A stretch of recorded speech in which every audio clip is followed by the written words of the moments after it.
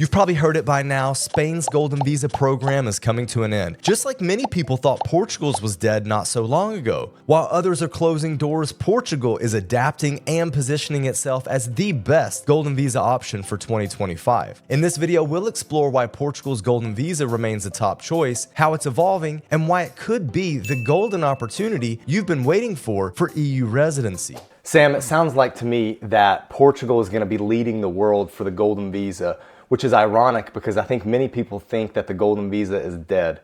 What is happening with the Portuguese Golden Visa? Well, the Portuguese Golden Visa is still alive and kicking, and I think there is certainly this sort of misconception that it was withdrawn. Yeah. That certainly wasn't the case. Back in 2023, we knew it was going to change, but ultimately what happened is that property was removed as being an option. So whereas before you could purchase property and that would count towards your Golden Visa, so the amount you needed for the Golden Visa, that was withdrawn, but there remains quite a few other routes that you can do to get the Portugal Golden Visa. Okay, so about a year ago we spoke about how Spain was going to crush Portugal, and now it seems like the roles have reversed because something happened in Spain that's now pushing people back to Portugal. Absolutely right. So basically the Spanish Golden Visa as of April the 3rd this year, so coming up shortly, will be gone. Okay. And unlike Portugal, it will be gone for all routes. Okay. So whereas you can do Portugal investment funds and various other ways, with Spain you won't be able to do that. It will be gone. Okay. So anybody that's in on the program, they can stay in on the program, but any new applicants can't. So this is ultimately going to drive people from Spain to Portugal. Why would someone want to switch routes from Spain to Portugal? Like, why would that even be a consideration? There's many advantages to the Golden Visa in Portugal. There's benefits, which means that people looking to get citizenship in the EU, to be after the freedom of mobility in the EU, can do that through the Portugal Golden Visa. The main point to that, and the main, I'd say, the benefits of the Portugal Golden Visa, if you like, is that the minimal stay requirements you need in order to get your passport is very small. So essentially, you need to have a qualifying asset, which I'll talk a little bit about what they are, and you have to spend 1 week per year over a 5-year period in Portugal on average. So it's 1 week in the first year and then 2 weeks in every 2-year following period. Right, okay. Average is 1 week a year. Yep. So basically it's a holiday a year. You take your holiday Not every so year bad. to Portugal. Yeah, you might moan about it, but you do your 1 week and that's it. The advantage to that is once you hold that asset in year 5, you can then convert that into a passport, into an EU Portuguese passport. Okay. Which essentially is like having 27 passports in one. Right. You've got your EU passport then, without actually ever needing to become tax resident in Portugal, because if you only stayed there 1 week for those years, Sure. you never became tax resident, although there might be advantages in doing that for some people. Sure. You don't have to do that. Even people that were looking at Spain and maybe some other countries, you could still kind of do that through Portugal by having that asset and then getting your EU passport, and that now will become the main route for the majority of people looking to get an EU passport. Okay, so let's actually discuss what some of these different investments are, although Yeah. they're not all investments, right? Correct. Okay. So there are a number of more popular routes and there are some less popular routes. Okay. So the starting point would be you can invest 250,000. This is the lowest entry point. You can invest 250,000 euros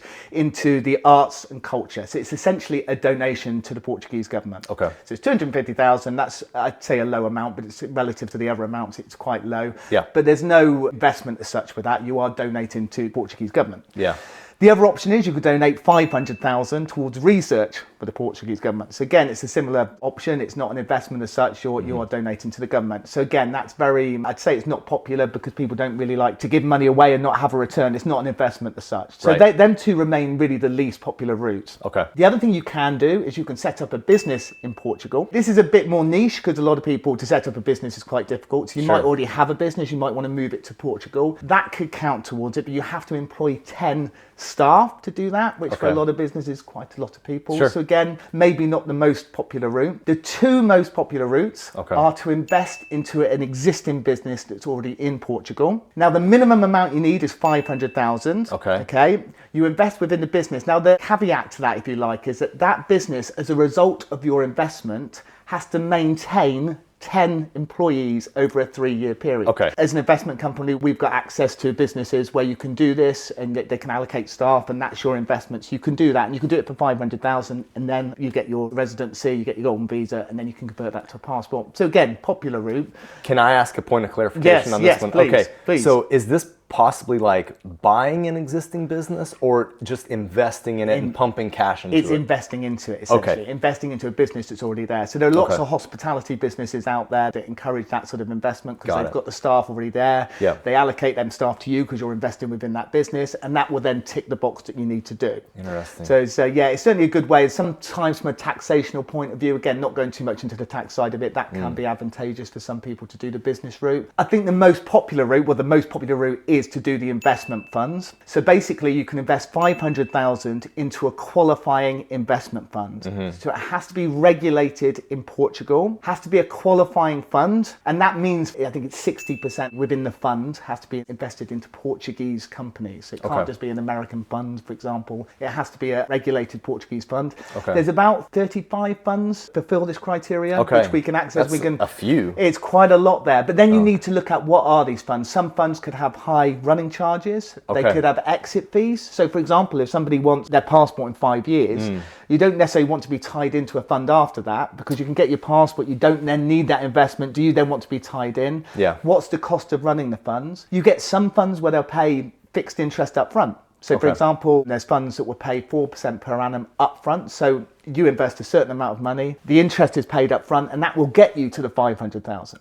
So essentially you don't have to come forward with all 500,000. No, and this is the beauty of it. There's lots of ways of doing this. That you can actually even include loans into this, but without getting too complicated. I think the most popular one that we do, that people do like, is it's around 4% interest paid up front per annum. So paid up front. So somebody would invest 399,000. They're paid 101,000 up front. Gives you your 500,000, and then at the end of the 5 years, there's a guaranteed sellout, so you get your 500,000 back. So you know that you make 4% per year for that 5 years, and at the end of the 5 years, you get your money back. You get your EU passport. But there are other ways of doing it. You can include loans into this. Again, it gets complicated, so it depends on someone's individual circumstances, but you can do it for as little as 325,000 doing it that way, including loans. So there's lots of ways of doing it if people are interested. But it's a very complicated area because we need to make sure everything is ticking the boxes that it needs to tick under the Portuguese regulation. I'm assuming that if someone in the first 5 years doesn't become a tax resident, are there still tax implications on one of these funds that pays the interest up front? No. Is there complications with There's that? no complication on tax. Tax itself is all paid within the fund. It's not someone would pay. They would have to physically pay themselves. The only way that would be different, you'd need to sit down with a tax advisor and to discuss the individual circumstances. But no, not in terms of somebody that's not tax resident. You're investing into a fund. That fund is Portuguese compliant, and that gives you your golden visa. So do you have people within Holborn that talks taxes with people, or you're just looking out at the investment routes? No, we can help with the tax side of things. Being a financial services company, we have lots of affiliate companies and people that we partner with who can give advice on things such as tax. A really interesting point is people have pensions. Traditionally, you can't get money out of your pensions because if you do, then there's all sort of tax implications, penalties. But we've actually found a way as well with these funds where you can potentially use the money that's in your pension within the fund itself, so you don't have to remove it from your fund, and that can potentially act towards giving you the golden visa. So instead of taking your money out, we use it within your fund. Again, it gets very complicated. So again, we've got partners who can help with this, but it may be relevant to some people, and we've had a lot of people sort of showing an interest in that side of things. Okay, interesting. Let's go back and kind of look at golden visas in Portugal kind of a little more holistically. Throughout the history of the golden visa, which dates back to 2012. 2012 in Portugal, yeah, correct. So there were about 90% that were for real estate. Yeah. Now that the real estate has been removed, where are people investing, and like how much are people investing in these different? Obviously, property was the most popular way of doing it. They do like property in terms of just as an investment. Property does tend to go up in value. People feel secure with something that's physical. But obviously, that's not an option. So where people have looked towards, people are going towards the funds route. Now, interestingly, with the fund route, one of the specific rules of any of these funds is they can't physically hold property within the fund. Okay. Because they're trying to eliminate the property side of it. Very obvious move for someone to do that. However, the fund itself can hold companies that hold property. So indirectly, you can have investments within property, but you would be doing it through a company, a hospitality company, whatever that may be. There are people out there that, for example, liked the property, the physical property option, there are particular funds where you invest within hospitality companies that physically do own property, and that can sometimes act as security for people as well. For people that are looking at property, there is a way of including that investment, but as I say, it gets very complicated. But in answer to your question, most people going down the investment route, they have to invest to 500,000, but obviously we have the options where you can invest less, and that's really the way people are going with it. Probably an obvious point, you can still buy property in Portugal. Anybody can still buy property in Portugal. Right. Just doesn't count towards the magic 500,000 that you need to get the Golden Visa. Okay. And with these different investments that you can invest in a company that holds properties, when you're investing, are you buying like shares in a property? Are you buying a specific property that they're holding or no? No. What it's normally done as, again, it can get quite complicated. It's normally done as a secondary transaction. They know that people physically like the idea of property. So they will offer, separate to the transaction of the Golden Visa and the funds, the option, for example, for someone to hold one of the properties on the site that they have. So if it's a hospitality company or hotel or whatever, they might offer an apartment. But that won't be anything to do with the physical invest within the fund. The fund itself is you are investing into a fund that would hold lots of different types of investments. Okay. Are these types of companies actually like helping build complexes, residential communities,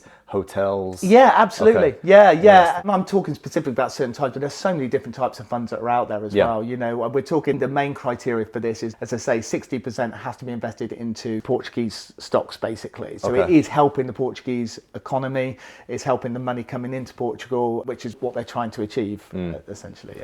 Yeah, I was going to ask you like what some of the net benefits are for Portugal as a country offering these different... Sort of going back on that question a little bit, it's very interesting with Portugal. The withdrawal of the Spanish Golden Visa, it's sometimes sort of raised alarm. Does this mean that Portugal are going to now look at their Golden Visa program, which obviously they did back in 2023? However, it seems to go the other way. Portugal seems to be like the idea of people investing within their country at the moment. Obviously, the property market don't want to affect because they don't want the house prices to be affected. Rising. But they like money coming in and they're very much encouraging it. So things such as these funds are invested in Portuguese businesses or whether that's research for the arts. They're liking the money coming in. And it's been almost proven, if you like, that the Portuguese government, I don't know if people might be aware, there was a bit of a backlog with regards to the processing of the visas. Yeah, the process. I was going to come on to that.